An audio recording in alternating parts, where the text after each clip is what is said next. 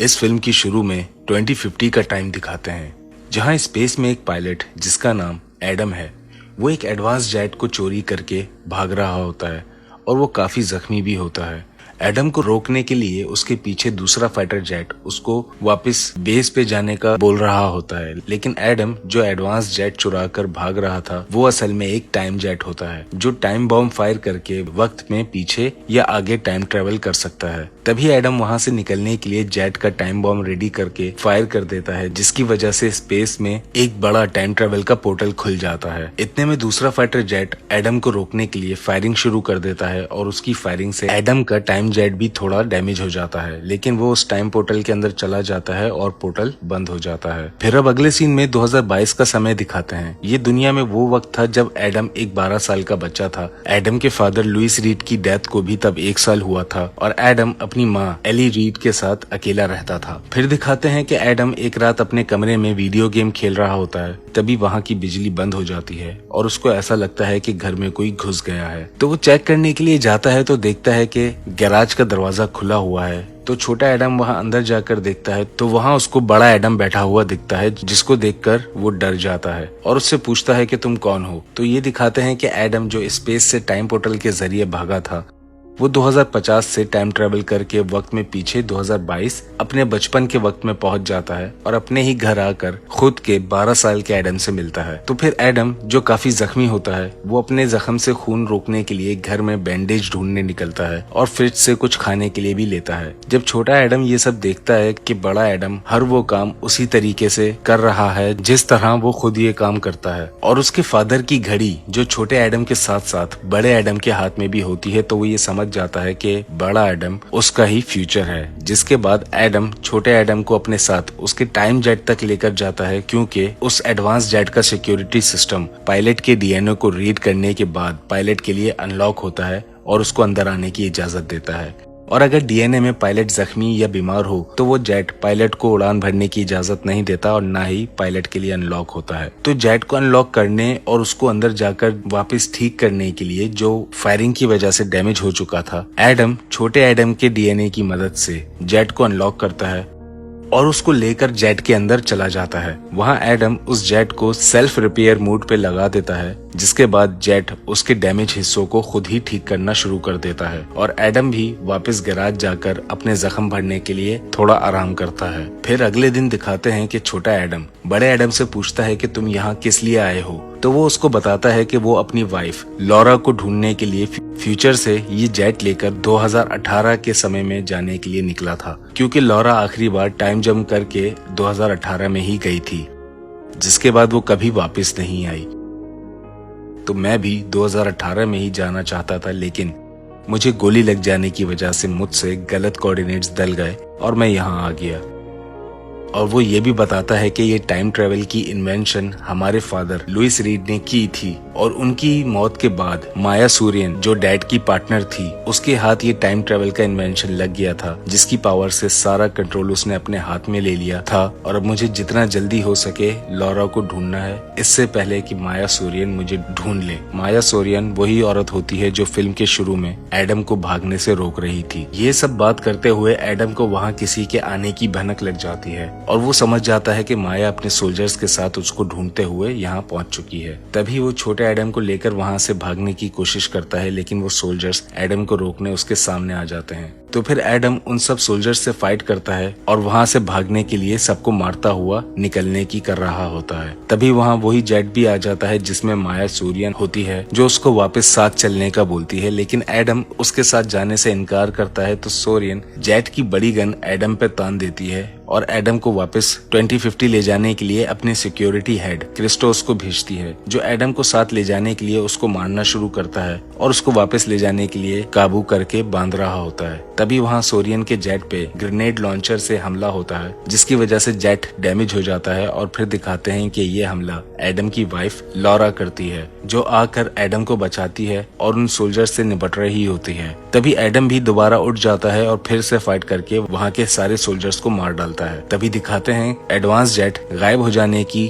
Technology इस्तेमाल करके हवा में गायब हो जाता है। तभी लॉरा दोनों एडम को लेकर वहाँ से गाड़ी में निकलती है और तभी दोबारा सोरियन का जेट उनके पीछे वापस आ जाता है और फिर से उन पर हमला करता है। लेकिन लॉरा किसी तरह उनके हमलों से बचती रहती है, जिसके बाद उस जेट से सोल्जर्स होवरबोट के जरिए जेट से निकलकर उनकी गाड़ी का पीछा करते हैं और उनको मारने के लिए उन पे फायरिंग करते हैं। लेकिन एडम किसी तरह उन सोल्जर्स से भी पीछा छुड़ा लेता है, जिसके बाद लॉरा उन दोनों को लेकर अपने सेफ हाउस पहुंच जाती है। फिर वहां एडम लॉरा से सारी कहानी पूछता है कि वो 2018 में क्यों गई थी और अगर गई थी तो वापस क्यों नहीं आई। तो लॉरा उसको बताती है कि मैं डाटा एनालिसिस के मिशन पे गई थी, लेकिन इस मिशन के दौरान मुझे सोरियन के बारे में कुछ ऐसी बातें पता चल गई थी जो सोरियन ने सबसे छुपाई हुई थी। असल में सोरियन के पास कभी टाइम ट्रेवल टेक्नोलॉजी का कंट्रोल था ही नहीं, लेकिन इस टेक्नोलॉजी का इस्तेमाल करके वो वक्त में पीछे गई थी जब तुम्हारे फादर लुइस ने टाइम ट्रेवल की इन्वेंशन की थी, क्योंकि दोबारा वक्त में पीछे जाने के बाद उसको मालूम था कि फ्यूचर में क्या क्या होने वाला है। तो उसने अतीत में फ्यूचर देखने के बाद ऐसे बदलाव किए जिसमें उसने स्टॉक मार्केट के शेयर्स खरीद के बेइंतहा पैसा बनाया और अपनी कंपनी को आसमान पे ले गई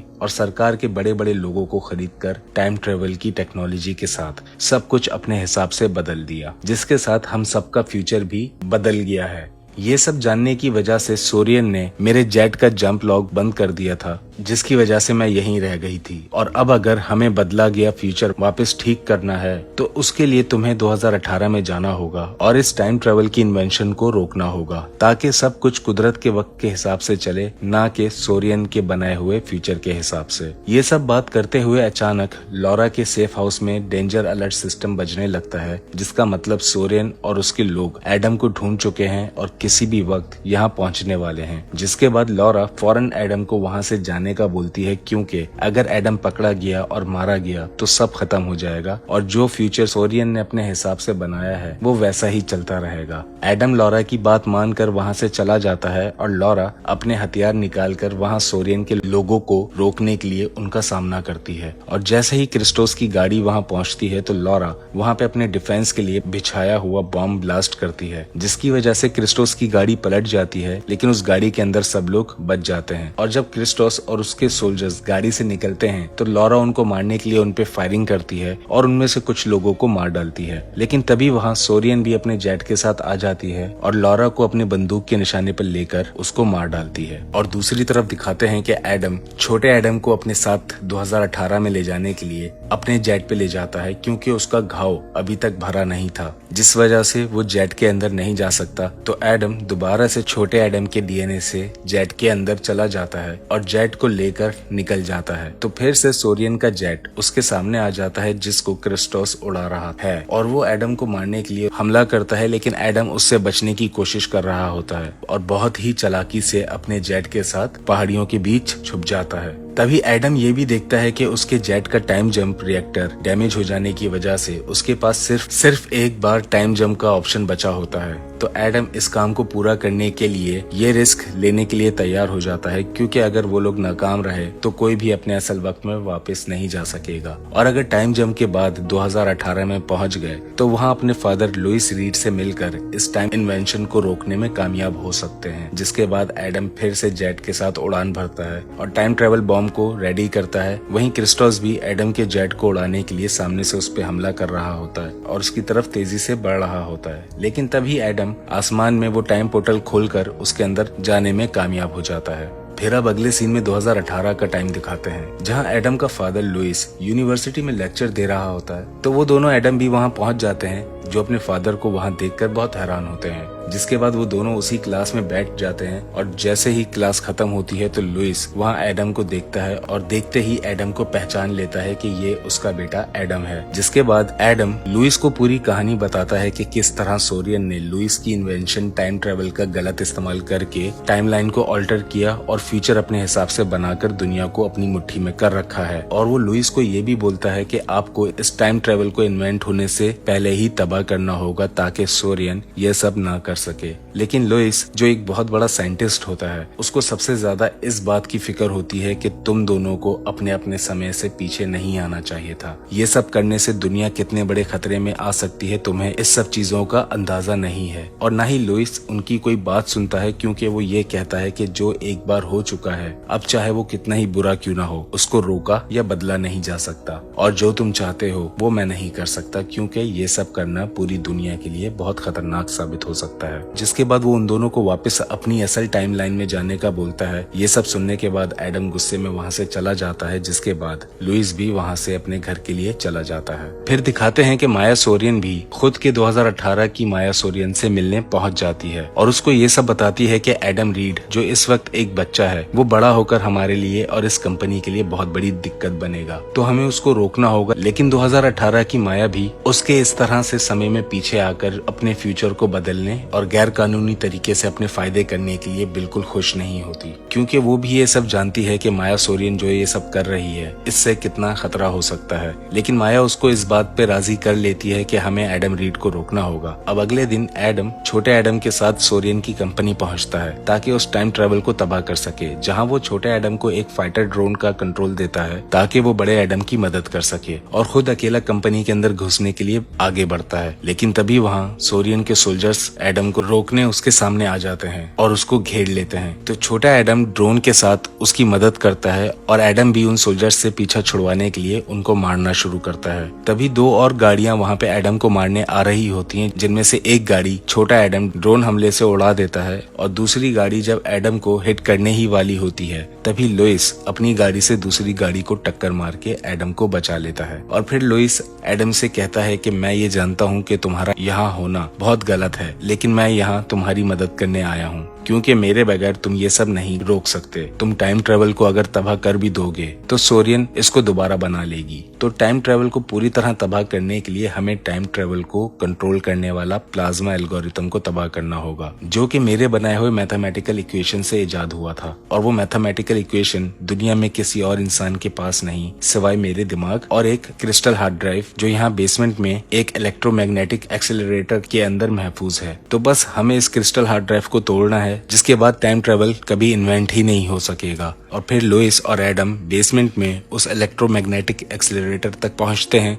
और लुइस उसके अंदर से वो क्रिस्टल हार्ड ड्राइव निकालकर एडम को दे देता है। तभी वहाँ पीछे से फ्यूचर की माया अपनी 2018 की माया के साथ वहाँ पहुंच जाती है, जिसके साथ उसके बहुत सारे सोल्जर्स भी लुइस और एडम को रोकने के लिए होते हैं। जिसके बाद माया एडम से वो हार्ड ड्राइव वापस मांगती है, लेकिन एडम के मना करने पे माया वहाँ छोटे एडम को ले आती है और उसके सर पे गन रखकर कहती है कि अगर मैंने छोटे एडम को मारा तो साथ में तुम भी मारे जाओगे। जिसके बाद दोबारा एडम से वो हार्ड ड्राइव मांगती है, लेकिन एडम हार्ड ड्राइव देने के बजाय छोटे एडम को इशारा करता है, तो वो माया की गन खुद पे से हटा देता है। तो माया से वहाँ गोली चल जाती है और वो गोली इलेक्ट्रोमैग्नेटिक एक्सेलरेटर की सील तोड़ देती है, जिसकी वजह से उस जगह मौजूद सारी लोहे और मेटल की चीजें उस मैग्नेटिक फील्ड पे चिपकना शुरू हो जाती हैं, जहां वो सारे सोल्जर्स जिनका सूट मेटल का बना होता है वो भी उस मैग्नेटिक फील्ड की तरफ खींचते हुए चले जाते हैं। तभी क्रिस्टोस वहाँ एडम से वो हार्ड ड्राइव छीनने के लिए उस पे हमला कर देता है और लुइस उस इलेक्ट्रोमैग्नेटिक एक्सेलरेटर को संभालने की कोशिश कर रहा होता है। वहीं छोटा एडम बड़े एडम की मदद करने के लिए क्रिस्टोस के सामने आता है, लेकिन क्रिस्टोस छोटे एडम को भी मार के गिरा देता है। जिसके बाद बड़ा एडम क्रिस्टोस को मारना शुरू करता है, लेकिन दोबारा क्रिस्टोस एडम को काबू कर लेता है और उसका गला दबाकर उसको मारने ही वाला होता है। तभी उस जगह का एक मेटल गेट